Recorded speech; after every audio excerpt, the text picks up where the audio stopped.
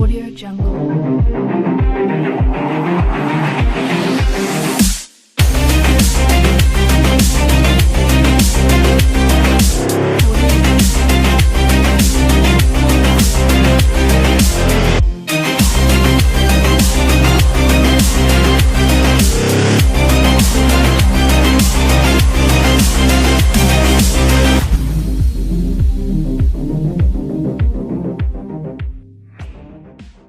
Почитувани гледачи, ќе реализираме уште една емисија посветена на спортот и на здравието. Веќе знаете дека разговараме со луѓе од различни профили, помлади, повозрасни, поискусни, стручни и така натаму, кои не упатуваат кон тоа дека спортот е навистина максимално корисна работа која треба да се практикува секогаш кога има можност за тоа, без разлика на генерациите, на возраста и така натаму.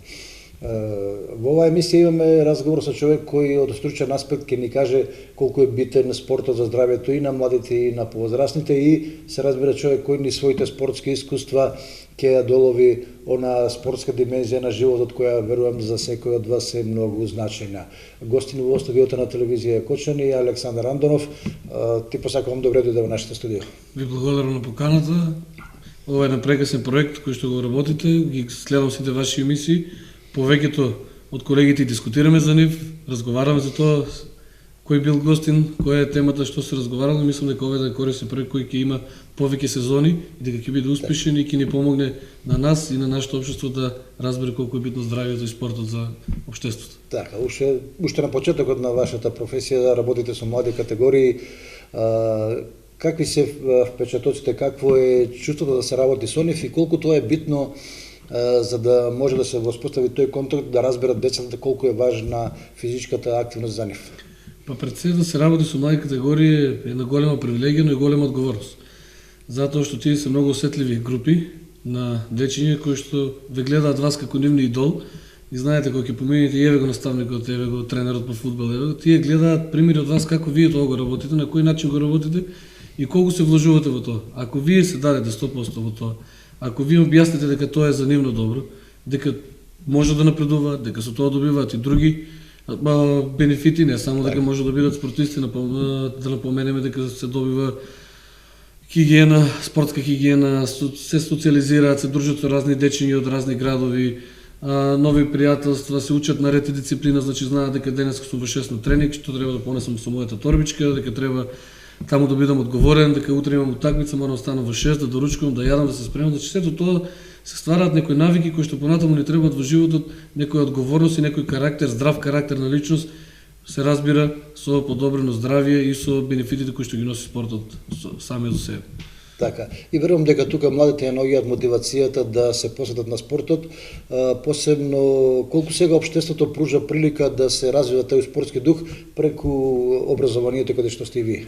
Еве, значи за моја среќа и за наша среќа на нашите колеги, на претходната влада и оваа влада. Значи претходната влада воведе 3 час по физичко и здравствено образование во образовниот систем, оваа влада направи уште поголем чекор, воведе во прво деление да има тандем настава, заедно со наставникот да има и професор по физичко и здравствено образование. Значи веќе се прави голем чекор напред, се додаваат дополнителни часови кои што за децата значат еден степен погоре, значи ние сега одиме заедно со наставникот, ние ги загреваме и правиме вежби за корективна гимнастика и ги не сочуваме таму кај што има деформитети и кажуваме обратете се таму и таму кај тој физиотерапевт, кај на тоа работно место, ние кои со нашите вежбички колку сме стручни во тој дел, да не ја земеме работата и на другите кои што си имаат од медицински аспект поголеми предности, ги насочуваме и мислам дека со тоа ќе се подобри општо генерациите кои што следат, дека ќе бидат поздрави, а нормално дека не само со здравјето ќе добиеме и здраво општество и луѓе со добар и здрав карактер. Така, ова модерно време забележуваме дека има се одразува на младите од аспект на деформитети, на поголема, да речеме, телесна маса и така натаму. Каков е вашиот став за тоа? Па за жал 70% од дечињата кои што учат во училиштата, бидејќи ние професорите разменуваме искуство, се такмичиме во училишни лиги и гледаме дечињата кои што не обкружуваат во тоа општество. 70% од дечињата веќе се со прекомерна тежина, значи некои имаат лордоза, некои кифоза, имаат икс нозе, рамни стапала.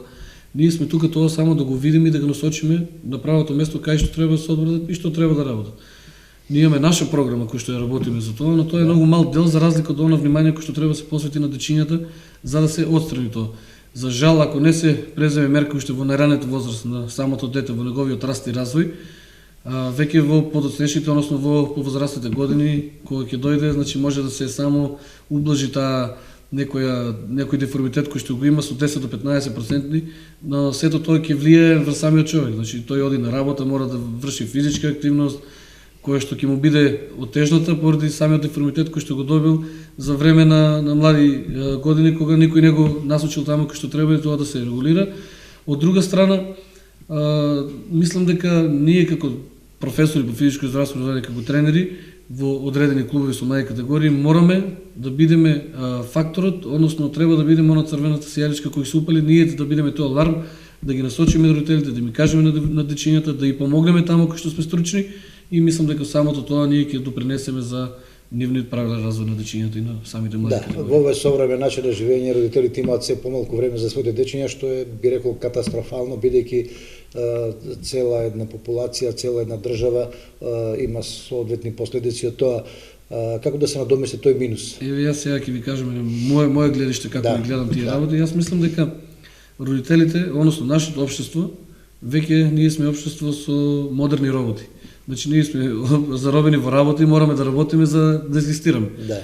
Некои родители работат или некои луѓе работат по една работа, некои после слободното време го дополнуваат со приватна работа, со се, за да обезбедат што подобри услови за живот и за екзистенција на самите себе.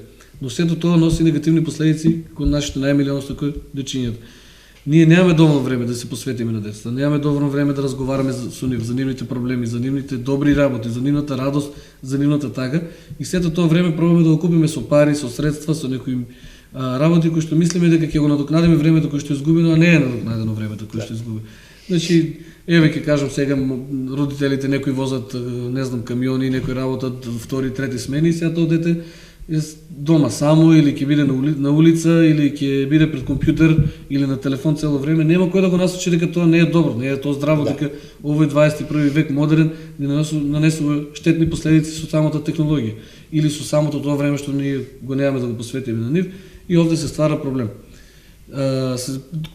Еве сега, дете во моје ќе има двојка, математика ќе има тројка хемија и ние сега мораме да го праќаме на додатни часови хемија, математика, а никој не ќе додели 500 или 400 денари месечно да го пратиме да спортува, да учи, да ствара некои здрави навики, да самото за себе да биде здраво, значи преку тие спортски клуби се прават и систематски прегледи на одредени 6 месеци, со самото тоа ние континуирано го следиме здравието и растот на спортистот, а тоа е само добро и за него и за неговите родители да знаат во кој правец се движи детето кој што е. Да, веројатно најдобра инвестиција да се вложува во спортот, во детето преку спортските активности, затоа што се создаваат индивидуи кои го развиваат и оној надпреварувачки дух и оној дух кога се сака да се постигнат некои високи цели.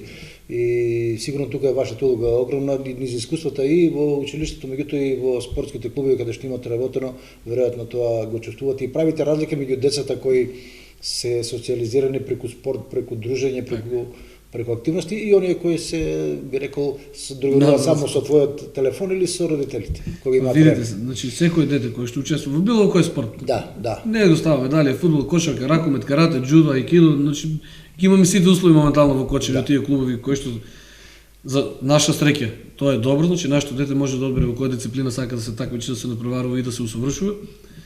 Преку самиот надпревар ние добиваме, ние победуваме, ние губиме.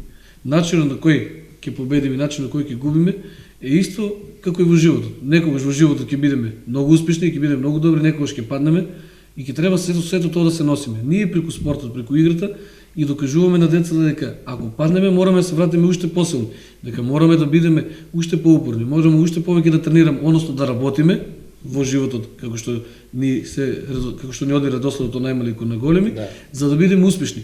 И самите ние и да допринесеме да бидеме здраво општество овде во нашата средина. Така да мислам дека дечињата сваќаат дека на почетокот се тажни кога губат, се радосни кога победуваат, но на крајот сваќаат дека сите имаме заедничка цел, тоа е да се надпреваруваме, да се дружиме и да ги сватиме разликите по оние и социјални разлики, и умствени разлики и да дојдеме до некоја здрава средина, здраво општество, пак ќе напоменам, бидејќи само преку спортот и здравјето можеме да имаме здраво општество кој ќе ни служи на нас и на нашите претпоставени. И подобро е тоа да го научат додека се мали да губат и да добиваат, отколку кога ќе се соочат со такви проблеми да решиме на 20-30 години и повеќе, кога наистина е тешко да се снајдат и така натаму. Колку преку спортот се зајакнува организмот за да може човек да речеме да издржи и поголеми напори, меѓутоа да е би рекол имун или не имун, меѓутоа може би некој друг соодветен збор на повреди на такви работи. Веројатно потешко се повредуваат луѓе кои се физички активни отколку оние кои се неактивни. Прво да напоменам дека и факултетот за физичка култура во Скопје го смени своето име во факултет за физичка култура, спорт и здравје. Самото тоа докажува колку е битен и колку се взаемно врзани спортот и здравјето. Околу физичката подобност, за тоа колку ќе се намалат повредите, дали ќе се зголеми имунитетот на одредено дете или личност, еве нека биде возрастен, нормално дека во ова модерно време тоа подобро. За жал, гледаме дека веќе животниот веќе намален, дека се случуваат оние модерни болести кои ни случуваат и веќе луѓето доваѓаат, како викаат оние докторите, ако минете 60 ки живеат, ако не, нема да живеете. Така да, тоа е жално, бидејќи во едно здраво општество тоа не треба да се случува. Спортот ни допринесува да се оттргнеме од стресовите кои што ги имаме секојдневно. Значи, најголем шок за организмот е стресот кој што го доживееме, дали преку работа, дали домашни проблеми, дали други последици, не е битно. Значи, ние преку рекреација, преку спорт, преку сите тие игри, сите тие патики кои што ние ги ствараме на самите деца, па и на повозрастните кои што се, им помагаме да бидат оттргнати и мисловно, и психички, и физички, далеко од своите проблеми, да ги тргнеме настрана со цел да го зајакнат своето здравје, да ги остават проблемите на страна, да се фокусираат на оно што треба да се фокусираат, и со самото тоа се подобрува имунитетот нивен, и психолошки се поспремни, поспособни, нормално и се ослободуваат од сите оние така наречени модерни времењи стресови, за да може да бидат што пофункционални во општество во кое што живееме. Така. Присутна една теза дека порано децата се игра на улица, на ливада, на фудбалски игралишта, денеска се пред компјутерите, пред телефоните. Сигурно дека тој момент е многу битен за развој на една личност, бидејќи тогаш кога се дете ти треба детски игри, а не компјутери, да сме многу паметни, многу бистри. Па знаете, сега имаме примери, тоа сите го знаат и гледачите го знаат, дека кога ќе се роди некој дете и веќе година ден и вика и го зема телефонот, работи на телефонот, ќе биде многу паметен, ќе биде ова, ќе биде она, ќе биде сето, тоа е интересно за почеток. Али тоа носи огромни штетни последици за самото дете и на нас како општество и како родители. Значи ние веќе уште најмали детето уште не е осознаено самото за себе дека постои, ние го учиме на оваа модерна технологија и го потргаме настрана од све што треба да биде реално за негови години или за негова возраст. Со самото тоа веќе кога и она време кое што го кажеме дека родителите го губат за сметка на нивната работа за да екзистираат, се добива погрешен пристап на децата кон спортот, кон модерната технологија, кон сето она што значи здраво окружување или здраво општество. Мислам дека ние, професорите, не само по физичко и здравствено образование, спорт и здравје, туку сите кои работиме во просветата треба да им бидеме еден пример како тоа не треба и како тоа треба да се работи, за да пробаме да влеземе во нив, во мал дел во нив, ако успееме да ги оттргнеме на многу кратко време од она што значи модерна технологија, да ги насочиме спротивно на оно што значи улица, спорт, дружење. Ние сме направиле многу не само за нашите ученици, не само за фамилиите кои што деца учат кај нас, туку за целото општество во овој град и во овој регион, да сватат самите деца дека има многу поважни работи од оно што се вика модерна технологија, дека има детски игри. Па еве јас за пример ќе ви кажам, јас кога бев мал 3 саат ќе излеземе, ќе играме фудбал и у 9 доваѓаат дома да ме соберат во училишниот двор. Ајде каде си веќе. Сето тоа е убаво, сето тоа ако го поменат децата, тој уличен факултет. Знаете, ќе имаат многу поголемо знаење и поголема наодливост во некои одредени гранки, други кои што се надвор од образованието. Така. На некој начин би рекол специјалност ви се представничките на понежниот пол девојчињата, затоа што работите со женскиот фудбалски клуб Кочани, а сте стручно ангажирани во делот на националните селекции во женскиот фудбал. Дали таа табу тема дека за девојчињата е опасен фудбалот, е надмината одамна и како тоа да го илустрираме пред гледачите. Ние како, јас како дел од националната А селекција жени и како дел од ЖФК Кочани, можам да напоменам дека не е толку табу тема како што беше. Овде можеби во овој регион се уште, но во западните делови, во главниот град во Скопје, тоа веќе функционира на многу подруг начин и на многу по-современ начин отколку кај нас. Ние сите сме любители на премиер лига, не знам која веќе не лига, Франција, Ла Лига, не знам што, и гледаме сите тие модерни фудбалски текови, по старт, поврда 3 месеци, 4 месеци, не знам што, кај девојчињата тоа е во сосем полноброј. Статистиката покажува дека во година дена или во една сезона кај девојчињата има 2 до 3 црвени картони, тоа не е ништо. Како знаеме дека во еден машки фудбалски натпревар може да го има во еден натпревар. Најчесто за вербални дели веројатно. Така е, овде е сосема друг текот на натпреварот, овде се знаеме сите дека се работи за понижен пол, овде судиите има други видови на ситуациите, на фаулите, на прекршоците, така да мислам дека женскиот фудбал е на исто рамниште како сите други спортови. Значи ние сметаме дека сега ќе ја пратам ќерка ми и да, таа ќе биде сега фудбалерка, ќе личи на машко, не знам што, не, тоа е сосема може би мускулеста. Сосема не правилно, значи девојчињата вежбаат во теретани и постануваат мускул. Да. Значи сега ја праќа на теретана во 6-7 деление кога нејзиниот организам се уште се развива и коски и мускули и сите тие внатрешни кардиоваскуларни промени настануваат во тој период, тие праќаат на теретана кај што ние на стручно лице не работи со неа и таа креват одредени тежини, не знае зошто го работи тоа, како го работи тоа, додека овде е под надзор од самите тренери. Ние знаеме во кој период се развива координација, во кој брзина, во кој издржливост, во кој сила и каде треба да прекинеме, каде треба да додадеме, така да мислам дека не треба да има некој одбраме систем од родителите за да девојчињата да тренираат фудбал. Напротив, треба да ги насочуваат на тоа, тие ќе одредат понатаму кога ќе созрат дали ќе се определат да бидат професионалки или ќе бидат аматерки. Да, од друга страна сигурно дека кој си е природно, да речеме, и убав, и згоден си има и во дефинирањето на телото. Ќе ви кажам еден пример, значи и така. Многу малку од колегите и од родителите можеби не го знаат тоа, можеби некои колеги по физичко и здравствено образование го знаат, но тренерите во клубовите не. Генетиката е еден од најголемите фактори за тоа како и на кој начин ќе се развива самото дете и дали има предиспозиции физички да биде дали спортист, дали ќе биде нешто друго, дали умствени предиспозиции, дали не знам што. Значи генетиката е еден од најголемите фактори. Талентот е 2%, другото е се работа. Така да ако тоа да го знаеме, ќе знаеме како треба да ги насочуваме нашите деца во прав пат. Така. Во последно време модерно е да се отвораат тие школи за млади дечиња кои спортуваат на различни начини, мулти на некој начин, од повеќе аспекти. Како гледате вие на тоа и колку тие придонесуваат за токму ова развој на оваа идеја спортот и здравјето?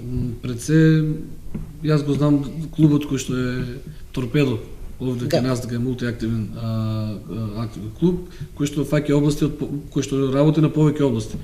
И тоа е за поздравување.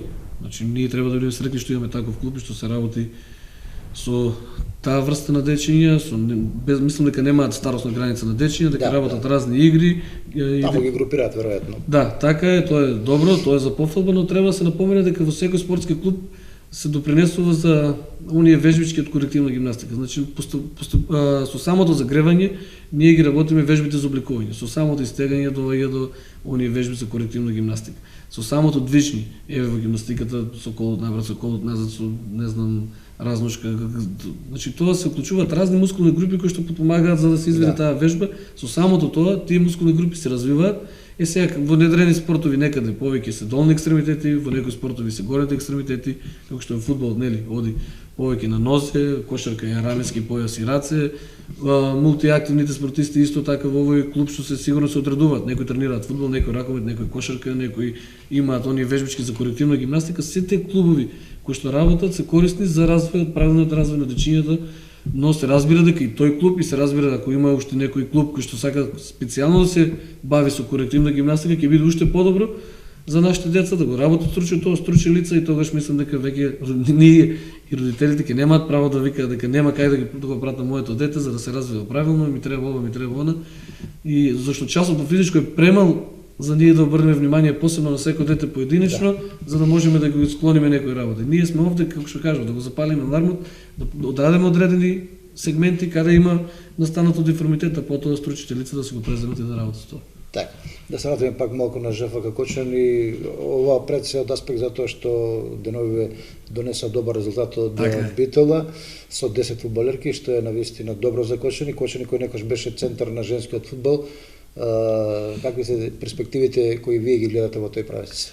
Видите, ЖФК Кочани, јас мислам дека се уште важи за еден од подобрите клубови во државата, имајќи искуство да име што има титули. Така е. Тој има една шампионска титула, две куп титули и една игравме лига шампиони квалификации во Сараево, каде што вашата телевизија беше наш покровител и не следевте и не пратевте. ЖФК Кочани е убаво што победи вчера 0-1 во Атлетико, што ја зголеми веројатноста за борбата за опстанок во оваа година, што е од друга страна жално. Значи, ако знаеме дека имаме клуб кој што донел една шампионска титула, 2 пати вице шампион, 2 куп титули, да дозволиме да се бори за опстанок оваа година, да нема млади категории кои што се такмичат до тие младински и женски лиги, за мене тоа е жално. Од една страна, но од друга страна резултатот кој што го донесува вчера е добар, бидејќи ги зголемува шансите и во директни судири со конкурентите може да остане во тоа преволивачко друштво и веќе да се реорганизира, дали од полусезоната, дали од наредната сезона, да може да се уклучат и млади категории кои што се темелите на клубот, да се посвети поголемо внимание на екипата, на првата екипа и се разбира да помогнат луѓе, стручни луѓе кои што ќе бидат тука, бидејќи човечкиот фактор е секаде фали. Во секој клуб. Јас бев ЖФК Кочани и во Сокол, знам дека колку фали тој човечки фактор од стручни лица и од лица кои што ќе го водат клубот и што ќе раководат со него на правилен начин, за да тој клуб оди нагоре. Но не се сомневам во луѓето кои што работат во ЖФК Кочани и во тренерот Оливер Ивановски дека ќе успееме да имаме праволивачки статус и дека ќе се организираме и ќе бидеме добар клуб и војна. Во секој случај подобро и потребна е поголема поддршка и од општината и од воопшто од системот, може би за агенциите за спорт и млади и така натаму. Веројатно ако се јават и некои спонзори додатно нема да биде штета, за да се створат што подобри услови во сега полусезоната, да се пролета да се направи подобри резултати Кочани да не го загуби и општина Кочани младост единаца како беше, да не го загуби и ЖФК Кочани, затоа што колку повеќе спортски клуби, колку повеќе спортисти, толку подобра општествена заедница и така натаму. Сигурно дека низ вашата тренерска работа имате искуство и со младите генерации, тука си момчињата и девојчињата, што би им препорачале да речеме во делот на фудбалот? Има ли перспектива, посебно во женскиот фудбал, и од тој аспект да се мотивираат да доаѓаат во... Видите, женскиот фудбал кај нас се уште не е развиен на ниво како што се развиени во другите земји во светот. Таму веќе има огромни бројки на регистрирани фудбалерки и огромни фудбалски клубови, веќе почнуваат секој фудбалски клуб кој што игра Лига шампиони мора да има и женски фудбалски клуб кој ќе се такмичи исто на истото рамниште. Веќе е донесено во Србија, мислам и во другите земји, секој прволигашки клуб ќе мора да има и свој женски клуб. Ги образуваат за да се развие се повеќе женскиот клуб. Така, и овде еднаквост некоја. Така. Па не може да биде исти женскиот и машкиот фудбал, прво причина што овде самиот интензитет на игра, на борба, на агресивност кај машкиот е многу поголем за разлика од кај женскиот, но женскиот е поубав за око, бидејќи паѓаат повеќе голови, се случуваат повеќе акции, повеќе шанси, така да секој фудбал си има свој убавин. Да. Целта е една, да победиме, нели, и да бидеме што повисоко на табелата. Но мислам дека женскиот фудбал има перспектива затоа што ние имаме многу мал број на фудбалерки. Се случи ова младинска лига кој што е добро за женскиот фудбал, ние се такмичевме лани како ЖФК Кочани, завршивме трети. Ова година од објективни причини јас бев тренер на ГФК Сокол, не можев да бидам дел од тој клуб. Не знам зошто не играат во младинската лига, но имаат околу 30 до 40 девојчиња кои што работат заедно во ЖФК Кочани и се надам дека наредната година веќе ќе се такмичат повторно. Но проблемот е што дечињата кои што тренираат овде имаат добра перспектива затоа што може многу лесно да стигнат до одредена селекција. Сега има селекција во U15, U17, U19 и ја селекција. Многу лесно можеме да стигнеме до U15, до U17, до U19 и веќе овде се кршат копијата. Ако продолжиме професионално, можеме да влеземе во репрезентација. Ако не, остануваме овде. Но што добиваме? Посетуваат разни држави и земји, разни култури, разни понашања, така е, значи разни контакти, добиваат одредена надокнада за тоа и ја представуваат државата. Што повеќе фудбалерки од Кочани, значи кога ќе отидеме на страна, кога ќе го отворат записникот, знаете како е репрезентација на Македонија, пример беше кај нас Ана Веселинова, Станкица, не знам, и ЖФК Кочани го представуваат и градот. Така.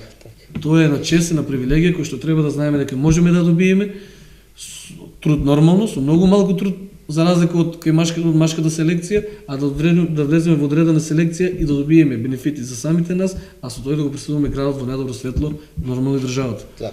Вашата работа беше изворено валоризирана со успехот на мислечини училишниот клуб, односно фудбалска екипа од училишто која во државата го освои самиот врв. Па ние веќе со 3-4 години поред стигаме до тоа државно првенство, но никога да успееме да бидеме први. Тоа се случи лани, кога резултатите, ќе ви кажам, беа 5-1, 4-1, 6-7, само на последното финалето, бидејќи одморот ни беше 15 минути од полуфиналето до финалето, така беше предвидено. Во Куманово игравме на пенали и го добивме тимот од Скопје, односно училиштето од Скопје, и станавме државни прваци со таа победа, со што мислам дека е на големо признание за нас како училиште, како клуб кој што тие деца потекнуваат од тој клуб и на општината, на општина Кочани, значи државни прваци е Никола Каров од општина Кочани. Да. Ги представуваме сите, исто успех го направи и Свети Кирил Методи со машките. Замислете, лани ние имаме две школи, од Никола Каров и Кирил Методи со државни прваци. Едни во женски фудбал, едни во машки фудбал. Самото тоа е представува нашата перспектива во фудбалот дека е голема. Така, и доказ дека се работи квалитет. Сега треба да се насочат други вниманија, други луѓе да се вклучат за тоа да тргне во правилна насока. Така. Освен тоа, женскиот фудбал возможува и да се заработи, би рекол, затоа што имаме примери на фудбалерки кои се низ Европа и кои веројатно и солидно таму заработуваат. Ако ви кажам дека мислам, не можам сега цифрите да ги зборам, за може да ми се наутат. Точно, да. Но во контакт сум, значи, со Наташа Антонова, со Гинтијана Рочи, со Илијаковска и со Маја Ангеловска, Симона Крастановска, не знам, сите тие се надвор од нашата земја и играат на многу повисоко ниво. Кога збориме за плати, тоа се може да и позавидат за плата и прволигашки играчи ке нас во Македонија. Во Македонија. Така. Машки фудбал зборам, прволигашки играчи може да позавидат на кој ниво е тоа, која организација се тоа спремна, како тоа се работи по нота. Значи тоа е еден систем, една машинерија која што работи секојдневно, али за таа разлика зима добра надокнада и убаво живеат од тоа. Да, и тоа е добра препорака за сите оние кои се занимаваат со фудбал, посебно девојчињата, да вложат што повеќе труд, затоа што ќе им се отворат веројатно добри перспективи. Сите тие фудбалерки си имаат своји персонални тренери. Така. Значи не оставаат само на работата во клубот. Дополнително влагаат во себе. Само тренерот во екипата не е доволен. Така, тие влагаат дополнително во себе, вложуваат пари, вложуваат труд, вложуваат напор да го валоризираат сето тоа, дали во овој клуб, дали во друг клуб, дали во четврти клуб. Еден ден квалитетот никој не може да го спори. Да. Може ќе биде сега на почетокот, нема да бидам успешен, не толку што планирам, не толку, но со напорна работа еден ден ќе си дојде плодот и нема бегање тоа. Да, има изворени примери такви дека можеби некојаш како беше овој Левандовски од Звезда сакал да дојде за некоја ситна пара, меѓутоа сега кошта има примери во Согово кај нас. Сега се разведели на локално ниво во дештавилите во Согово и така натаму. Добро, го спомнавме Согово и сигурен сум дека гледачите ќе ми се наутат ако не прашам малку и за него, ќе ми замерат, да. Имавте своевремено своја епизода, би реколи, авантура во Согово, може би лоша боля авантура, повеќе би рекол еден дел од вашата професионална ангажираност, да. Како на тоа гледате од сегашен аспект? Па видите, за мене Согово е убава приказка, кој што ми се случи, и се надам дека нема да заврши, дека бидејќи јас сега сум запишен УЕФА лиценца и сум на еден чекор да ја земам да ја лиценцата и мислам дека можеби ќе добиам повторна шанса, дали е сега, дали е за 2-3 години, дали за 5 години, бидејќи е чест да се води клуб како Согово. За мене, бидејќи потекнувам од тој клуб, од најмали категории, ги имам поминато сите категории и мислам дека тоа е една добра приказка која што можеше да заврши многу поубаво од ова што сега заврши. Има X причини, X фактори кои што зашто не е така. Јас прв пат во сениорскиот клуб на Согово влегов од кога беше смената претходната управа, со новата управа, заедно со шеф на стручишта беше Крсте Крстев, кој ме повика да бидам негов асистент и сум му лично благодарен за тоа, бидејќи рачунал на моите квалитети и способности. И се случи една убава полусезона, но за жал бодовите беа премали од претходната за да ние можеме да останеме во таа македонска втора фудбалска лига која што е пресилна и верувате дека разликата од трета до втора лига е многу јака. Апсолутно. Многу голема, тоа е. Јас сега увидов на тоа, значи имав некоја предпоставка како и што, но сега се покажува дека и нашето неискуство кој што го имавме во нас, еве јас самиот за себе ќе си кажам дека сметав дека може многу повеќе, но кога се судриш со некои проблеми гледаш дека сега од овој спект знам како треба да предам. Ама тогаш не сум знаел како и што точно треба да работам. Значи не отрагам одговорноста од мене, преземам одговорност, но има многу поголеми одговорности кои што треба да преземат многу други луѓе во тој клуб. Потоа ја презедов екипата во трета лига, бев шеф на стручен штаб, назначен, работевме искрено, одлични припреми направивме тогаш, имавме одлични резултати, настана некои проблеми со одредени исплати, со одредени играчи се замина, некои нови дојдоа, имаше генерален проблем беше младоста на екипата. Да. Во третата лига. Премлада сакате да кажете. Премлада екипа имавме ние, имаше 6-7 играчи, може и повеќе, ако ги сметаме и тие на клубата, кои што преминуваат од младенски во сениорски фудбал. Да. Го кршеа копито, дали ќе бидеме фудбалери или овде ќе престанеме и ќе нема да играме повеќе. Но успеавме, најдовме начин, смогавме се или со 7-8 бода разлика, успеавме да влеземе во таа втора лига. Исто овде направивме одлични припреми, се случи одредени проблеми, одредени повреди на други играчи, некој си замина, некој дојдоа. Буџетот е тој кој што е, за жал. За втора лига далеку од доволен. Па далеку доволен, бидејќи ако земете дека е на Виница со колку жители, не знам колку жители има поголем буџет од ГФК Согов. На Плачковица има 4,2 милиона денари добиено за Асинисто Рамшто со Согов. На Саса, само и Руникот нели сега помага. Има, таму не знам, знаат парите сигурно. Така е, таму не знаат каков играч донесат и играч на профил од 200 евро го плаќаат 400 евро. Значи, не можеме ние конкуренци да бидеме конкуренти. Знаете тоа, ќе идеме на ќе ловиме риби и се овие доаѓа со трски, со све живи диво, ние одеме со голи раци да ги фаќаме, сакаме да ловиме повеќе од него. Тоа е многу тешко, многу напорно, но мислам дека може со одредени потези да имаме подобри резултати од овие што се. Значи, верувајте дека ја мислам дека Согов може подобро така. Мислам дека Согов во момент можеше да има од 10 до 15 бодови минимум. Да. За жал ние имаме 6. И се надевам дека ќе биде и ќе има уште подобро идење за тој клуб и дека од ползоната ќе има некоја мала реорганизација дека ќе почне подобро да функционира. Така, според мене може би по лошо, поопасно е тоа што нема дефинирана екипа која или костурна екипа која би можела да се носи на подолг период со конкуренцијата и во втора лига. Веројатно од зимскиот преоден рок натаму ќе се размислува за третата лига, бидејќи друго решение не ќе Па видите, значи ако сега ги земеме играчите кои што играат во Виница, тие се подоткочи. Да. И се деца на Согов. Значи тоа е еден сериозен проблем, индикатор кој што ни дава на нас да размислуваме во кој правец се движиме. Вториот проблем е, ќе ви кажам, има околу 7 или 8 екстра талентирани дечиња кои што во младите категории на бригалница Штип, не се во ГФК Согов. Тоа уште е еден проблем кој што се случува. Во Согово 10 години немаше младински категории, додека играше во трета лига. Самата трета лига Исток не те обврзува да имаш млади категории. Да. Сега втората лига не обврзува. Еве ова управа, управа може има и лоши подези.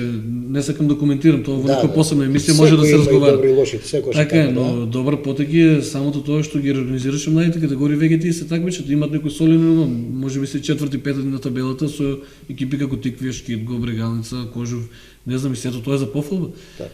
Сега има друг проблем што јас мислам дека самата локална самоуправа може да го реши. Знам дека порано имаше советник за спорт, така се водеше на карта, сега не знам колку е стручен и кој е бил како, но може да се соберат сите клубови на едно место. Сите да се такмичат по капата на ГФК Согов. Тоа е морално. Друг излез немаме. Да се постави здрав координатор. Да ви спортски друштва како што е Црвена звезда во Белград и така натаму. Па видите Брегалница Штип како што Брегалница Штип прво што направи кога дојде новиот спонзор Гогов, односно Китго, го собра Академија Апостолов, Мал Ајакс и не знам уште еден клуб. Трите најдобри клубови кои што пред 2 години беа име и презиме за ниво млади категории. Така, сега во Битолар коментарите се фузираат од две екипи прават. Ги ставија на едно место. Да. Борче Апостолов е координатор. За сите тренери има работа. Од млади категории. Дали 2001, 2002, 2003, 2004, 2005 по генерации, 10 тренери имаат простор да работат во тој клуб. Имаат околу 400 деца. Тие сега прават здрави темели. За воиднина нема да имат потреба да земат играчи по 10 по 15. Ние истото можеме да го направиме. Го имаме Фудбал Старс, ФК Кочани, Дина Јасо Ризари кој е овде и ГФК Согов. Овие 4 клуба имаат околу 300 деца заедно да ги споиме. Да. Имаат за сите категории. Поставување на здрав координатор, здрава програма, нормално. Програма која што ќе биде од 4 до 5 години и која што ќе мора да се реализира до 80%. Ако не се реализира, значи ништо нема направено. Со таа програма во локалната самоуправа исто и за првиот тим, програма за 4 до 5, па нека бидат и повеќе години, ама да поставиме здрави темели, да имаме собствени играчи, собствен кадар на играчи, но дополнети со неколку странски, бидејќи знаете сега репрезентациите ако сакаат да имат успех и натурализираат играчите. Од ова држава игра во ова, од ова во ова, но најбитно е за нас како клуб ние да играме на 4, 5 па и повеќе години во втора лига, да се озрееме како клуб, да ги увидиме сите мани доблести, да вложуваме во младите категории, тогаш можеме да правиме увид дека ние имаме здрав клуб, на здрави нозе, здрави темели и да почнеме да работиме нешто друго за повисоки цели. Така, инаку приказната на Брегалница и Китго е интересна. Може да случи и Китго да го даде помине Брегалница. Еден пат е разлика. Да, еден пат е разлика, се игра квалитетно и се работи квалитетно. Мислам дека и во Пече одигра нерешено, што значи дека нема попуст на братскиот клуб. Од една страна нема попуст, од друга страна има и некои сумнителни индикации. А може и тоа да има, да. Така да. Тоа си е така, тоа е дивна работа, но е за пофал. Да. Но е за пофал во секој случај. Еден собственик држи два клуба. И двата се горе успешни. Едниот е втор во втора лига, другиот е трет во втора лига и само 3-4 бода разлика од првиот.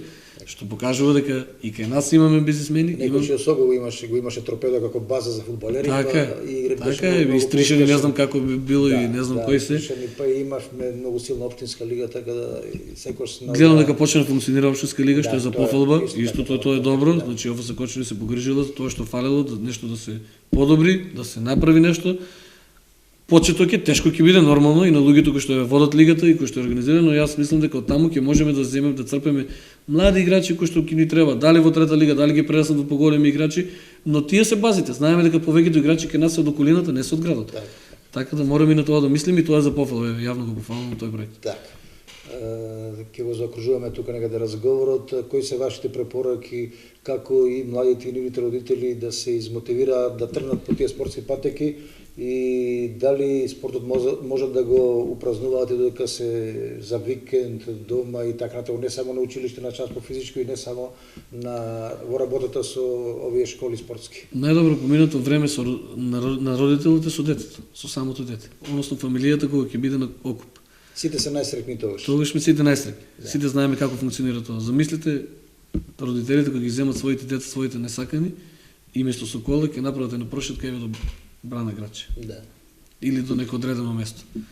Или како јас кога бев мал знам дека одевме горе на Врачињето со моите родители, па таму се правеше викенд, па ние носевме топки, па игравме фудбал. Значи преку разни работи ние можеме да бидеме со нашите најблиски, да бидеме во несаканото обкружување, а да имаме и физичка активност, а и ведар дух. И на крајот кога ќе дојдеме дома ќе бидеме срекни, весели, без проблеми, без кавги, без ударени ситуации, нормално наредниот ден се следува од врските кои што следуваат. Така да мислам дека родителите треба да бидат свесни за тоа, дека нивното време нема кој да го купи да го надокнади со нивните дечиња, дека на разни начини може да имаат физички активности самите деца, но и родителите заедно со нив. И на крај во странство се практикува еден сегмент каде што родителите организираат тренинзи. Значи, ја бев во Исланд со женската репрезентација, имав за среќа да бидам присутен на тој еден тренинг. Тројца родители во среда прават тренинг и ги тренираат дечињата. Да. Наредната среда се тројца родители, но на крајот во недела се прави скара, сите родители се присутни во недела заедно со своите деца и играат родители со ученици. Да. Или со нивните синови, со нивните дечиња. И тука ова е од забавен карактер, па дечињата победуваат, па се радуваат, па родителите дават гол, па се нервираат и на крајот завршува со една општа забава. Нека биде тоа чисто еден прост пример за нашите клубови, дека можеме ние нешто да успееме во тоа што значи на светско ниво да го донесеме овде за ништо. Така, веројатно спортот е тема која е максимално неисцрпна, за која може да се зборува со часови. Веројатно ќе имаме друга прилика да поразговараме за разни спортски теми. Овој пат малку повеќе можеби се задржавме на таа компонента спорт здравје. Верувам дека и во иднина ќе најдеме причина со работењето низ клубови и воопшто секојдневната работа која практикувате и резултатите кои ги остварувате пред се и во училиштето и со клубот, да биде тоа еден пример за да се шири таа идеја за спортот и здравјето. Ви благодарам за разговорот и ви посакувам секаква среќа понатаму низ работењето. Ви благодарам и на вас за поканата уште еднаш во оваа емисија. Продолжете со овој проект, ова е одличен проект кој мислам дека се повеќе и повеќе ќе го следат и ги заинтересира и самите родители и нашите колеги наставници и тренерите во спортските клубови, бидејќи сите се офатени. Ги следам емисиите, гледам дека од разни сегменти има гости, има разни предлози, има разни идеи.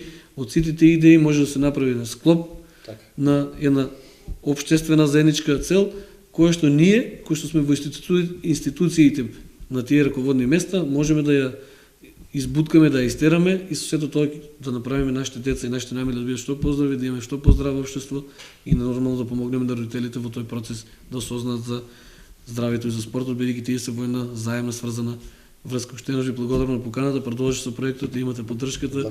Благодарам во тоа име. Почитувани гледачи, тоа беше разговорот со Александар Андонов, човек кој сам по себе е пример и како спортски работник и како човек кој преку спортот ги остварува своите, би рекол, цели во животот. Затоа следете го и неговиот пример, меѓутоа и секогаш определувајте се да изберете спорт, затоа што ќе биде користен заедничка и за вас лично и за поширокото семејство и за општеството. Уште еднаш ви благодарам за вниманието со кое не следевте, пријатно и довидување.